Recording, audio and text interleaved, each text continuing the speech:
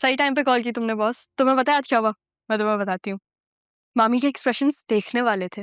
मुझे समझ ही नहीं आ रहा था कि मैं क्या कहूँ, मैं कैसे कहूँगी। मुझे थोड़ा डर लग रहा था कि मैं जरीन से बात कैसे करूँगी, लेकिन जब मैंने मामी की तरफ देखा ना तो सब कुछ खुद ही हो गया।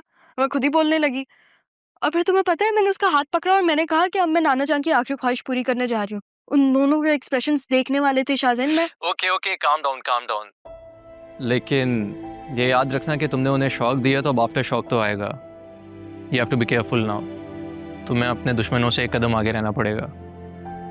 सही कह रहे हो, बस मैं अचानक से इतनी एक्साइटेड हो गई थी इसलिए। अच्छा, मैं एक बात सोच रहा था, तुम जरीन को सीधे तरीके से भी तो पकड़वा सकती हो, फिर इतना घुमा फिर आके क्यों? मैं उसे इतनी आसानी से नहीं छोड़ सकती। उसने नाना जान की आखिरी ख्वाहिश के नाम जो जो कुछ किया है, मैं आसानी से कैसे जाने दूं? मेरी बारी है और यही मेरा बदलाव होगा जरिए से। वैसे उसका एक बंदा राशिद हमारे तक पहुंच गया है, जल्दी से उगल देगा। ठीक है, हाँ, फिर मैं तब तक टैक्स ऑडिट वालों को तो रोकूं। अब जो कुछ निकलवाया है वो वापस भी तो लेना है। चलो मैं तुमसे बाद में बात करती हूँ। वापस।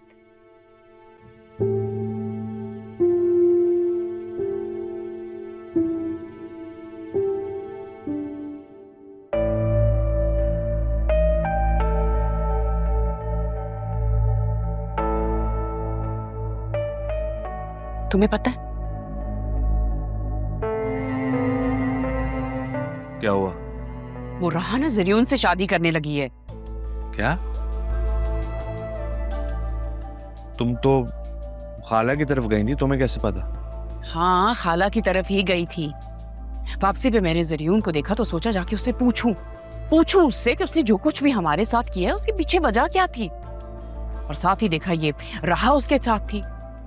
उससे बहुत बदतमीजी से बात की है उसने। मेरी आंखों के सामने उसका हाथ पकड़ के मुझे कहती है कि मैं बतूल के हक पे डाका डालूंगी।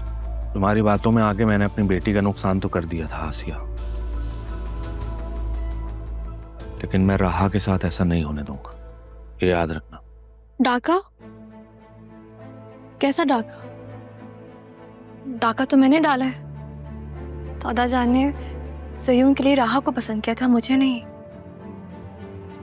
मैंने छीना है जरियून को राहा से। राहा तो वही ले रही है ना जो उसका हक था। ये तुम क्या फजूल बातें कर रही हो? मम्मा, जरियून राहा से शादी करता है या किसी और से मुझे कोई फर्क नहीं पड़ता, क्योंकि मुझे अब जरियून के साथ रहना ही नहीं है। मैं उससे अलग हो जाऊंगी।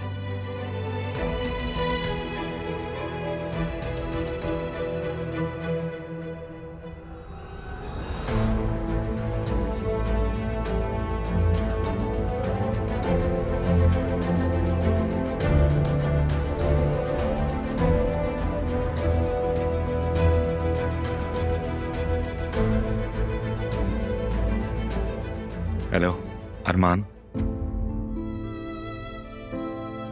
फर्क पड़ता है मुझे, पड़ता है फर्क। मोहब्बत की थी मैंने जरियून, तुमने मुझे तोड़ दिया।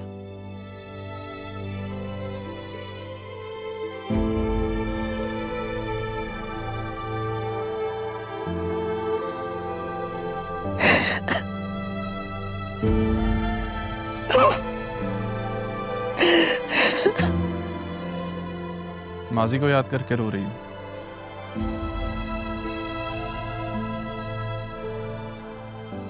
मैं अंदर से टूट चुकी हूँ अरमान। मेरा मासी राह के मुस्तकबिल को दांव पे लगा रहा है। मुझे कुछ समझ में नहीं आ रहा कि मैं क्या करूं। क्या कहना चाह रही हो?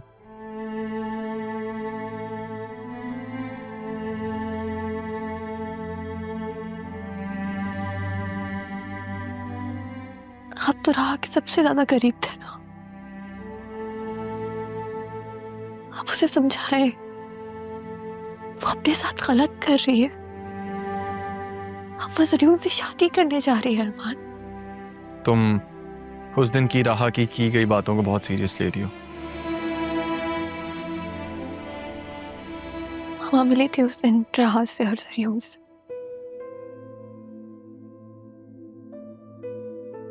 राह ने खुद बताया मामा को।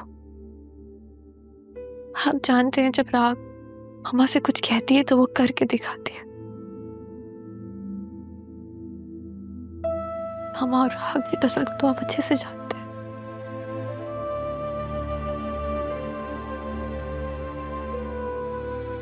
अरमान, मैं जानती हूँ कि राह सिर्फ आपकी दोस्त नहीं, आप उससे मोहब्बत भी करते थे। हमने कभी कहा नहीं, लेकिन मैं जानती हूँ आपकी आंखें, आपका ध्यान हमेशा राह की तरफ रहा है। आप उसे समझाएं, रोक के उसे, वो बहुत गलत कर रही है। वो ज़रियून जैसे शातिर इंसान के जाल में फंसने जाती है, उसे बचा ले अरमा।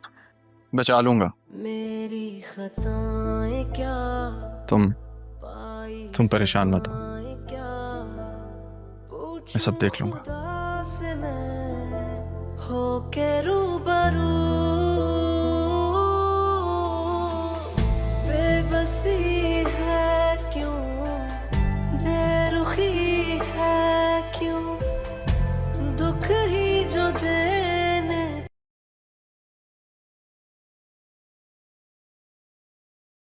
डैड, क्या पैकिंग कर रहे हैं? कहाँ जा रहे हैं आप? थक गया हूं मैं। तुम्हारी परेशानी देख के ये सोचने में मजबूर हो गया हूं कि हमें यहां से निकल जाना चाहिए। डैड, आप क्यों परेशान हो रहे हैं? सब ठीक है। आपकी नहीं सुन। अरमान हमारे पीछे क्यों पड़ गया है? कितने होटल बदल चुके हम। बोर हो गया हूं मैं। बाहर के अकाउंट्स भी एक्टिव नहीं हो रहे हैं। इतना परेशान तो मैं यूके में नहीं हुआ था। कोई लतीफा सुना है मैंने? हंस क्यों रहे हो तुम? नहीं, आपने कोई वो लतीफा नहीं सुना है। लेकिन डैड, मेरे पास आपके लिए 2 गुड न्यूज है। पहेलियां क्यों बुझवा रहे हो? बताओ क्या बात है। तारा आंटी अब इस दुनिया में नहीं रही। क्या? तारा मर गई? कब? डैड, ये तो नहीं पता, लेकिन दूसरी गुड न्यूज जो है वो सुन के आप खुश हो जाएंगे। राह ने आंटी के सामने ये कबूल लिया है कि वो मुझसे शादी करेंगे। क्या? ये कब हुआ? बस डैड, हो गया। अब राह हमारी ढाल बन जाएगी और हमें ये मैदान छोड़ के जाने की जरूरत ही नहीं है, क्योंकि अब तो इतना बड़ा तमाशा लगने वाला है।